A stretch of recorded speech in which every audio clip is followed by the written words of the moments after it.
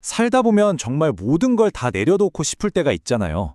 삶의 무게가 너무 무거워서요. 그럴 때 우리는 대체 어디로 가야 할까요? 이번 시간에는 그냥 버티는 것 말고요. 이 압도적인 현실 속에서 진짜 희망을 찾아내는 아주 강력한 방법에 대해 한번 이야기해 보려고 합니다. 모든 것에 그냥 완전히 압도당하는 기분. 뭐랄까, 번아웃? 탈진? 그냥 이 모든 상황에서 탈출하고 싶다. 이런 생각 다들 한 번쯤은 해보셨죠? 바로 이 누구나 공감할 만한 감정에서 오늘 이야기를 시작해 볼게요. 이런 감정을 정말 잘 보여준 작품이 하나 있죠. 바로 영화 리틀 포레스트인데요. 주인공 혜원이가 시험, 연애, 취업, 뭐 하나 뜻대로 되는 게 없는 서울살이를 딱 접고 고향으로 돌아가잖아요. 그리고 바로 그곳에서 진짜 치유와 회복을 경험하게 되죠. 자, 그럼 첫 번째 파트입니다. 희망을 찾기 위한 탈출. 만약에 말이죠, 이 도망치고 싶다는 생각이 단순히 나약해서가 아니라 오히려 희망을 찾으려는 가장 적극적인 첫걸음이라면 어떨까요? 우리 바로 이 관점에서부터 한번 시작해보죠. 물론 리틀 포레스트의 혜원이처럼 조용한 휴식이 필요할 때도 있죠. 하지만 어떤 위기는요, 그런 휴식보다 훨씬 더 깊은 절규를 필요로 하거든요. 그리고 정말 놀랍게도 수천 년 전의 기록인 시편 31편에서 바로 그 절박한 외침을 우리가 발견할 수 있습니다. 이 시편 기자의 외침, 이건 그냥 조용한 기도가 아니에요. 죽을 힘을 다해 달아난다. 이 표현만 봐도 알 수 있죠. 이건 정말 절체절명의 위기 속에서 어떻게든 살아남으려고 몸부림치는 필사적인 행동인 겁니다. 그리고 그의 절박함은 여기서 그치지 않습니다. 이 위기의 순간에 마치 아무도 내 목소리를 듣지 못하는 것 같은 그 절망감?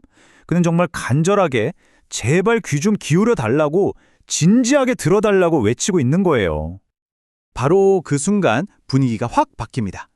이 절망적인 외침 속에서 그는 자기가 달려갈 곳, 숨을 수 있는 안전한 피난처를 발견하게 돼요. 이 모든 혼란 속에서 붙잡을 수 있는 아주 단단한 무언가를 인식하기 시작한 거죠.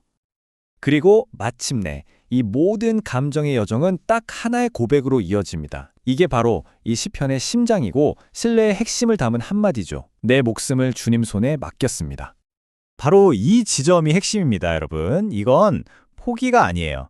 오히려 통제 불가능한 상황 앞에서 우리가 할 수 있는 가장 강력하고 주도적인 행동이 바로 맡기는 것이라는, 어떻게 보면 역설적인 진실을 보여주는 거죠. 자, 바로 이 지점에서 우리는 아주 중요한 선택의 기로에 서게 됩니다. 절망적인 상황에 처했을 때 우리가 택할 수 있는 두 가지 길, 이 두 길을 한번 비교하면서 분석해 볼게요. 이 슬라이드, 이게 정말 흥미로운데요. 우리가 절망에 빠졌을 때 보통 두 가지 길로 가죠. 하나는 내가 어떻게든 해결하고 말 거야 하는 교만, 다른 하나는 난 이제 끝났어 하는 자기 연민. 이 둘이 완전히 반대처럼 보이잖아요? 근데 분석을 보면요, 놀랍게도 뿌리는 똑같다는 거예요. 바로 모든 걸 나 자신의 힘으로 해결하려는 자기중심적인 태도라는 거죠. 그리고 여기에 제3의 길이 제시됩니다. 바로 피난처를 향해 달려가서 통제권을 내려놓는 능동적인 신뢰의 길입니다. 그럼 삶을 맡긴다는 게 정확히 무슨 뜻일까요? 다시 말하지만 이건 무기력하게 포기하는 게 아니에요. 오히려 내가 도저히 통제할 수 없는 상황 속에서 나보다 더 큰 존재에 변치 않는 성품, 그러니까 그분의 사랑과 정의를 신뢰하기로 결단하는 아주 적극적인 행동인 거죠. 이 맡김이라는 원리가 가장 선명하게, 가장 극적으로 드러난 사례를 한번 살펴볼까요? 바로 절대적인 절망의 순간에 예수님이 보여주신 모습입니다. 그가 마주했던 현실은요, 완전한 고립과 고통 그 자체였어요. 가장 믿었던 친구들은 배신했고, 따르던 사람들은 모른다고 부인했죠. 군중은 그를 거부했고, 권력자들은 조롱했습니다. 말 그대로 모든 것이 다 무너져 내린 바로 그 순간이었습니다. 바로 그 모든 게 무너져 내린 상황 속에서 예수님은 이 말을 남깁니다. 이건 능동적 신뢰의 정점을 보여주는 선언이에요. 최악의 상황에서도 의식적으로 자신의 생명을 아버지의 손에 맡기는 선택을 한 거죠. 자, 이제 마지막 섹션입니다. 이 모든 이야기가 오늘을 살아가는 우리에게 어떻게 연결되는지, 그리고 이 신뢰가 실제로 어떤 결과를 가져오는지 구체적으로 한번 살펴볼게요. 바로 그 궁극적인 맡김의 행위가 시공간을 넘어서 오늘 우리에게 직접적인 영향을 미친다는 겁니다. 분석에 따르면 이게 바로 우리가 어떤 상황에서도 무너지지 않는 영원한 소망을 가질 수 있는 근거가 되는 거죠. 그렇다면 우리는 어떤 마음가짐을 가져야 할까요? 이 슬라이드가 그 길을 보여주는데요. 이건 어떤 딱딱한 규칙이라기보다는 관점을 바꾸는 것에 가까워요.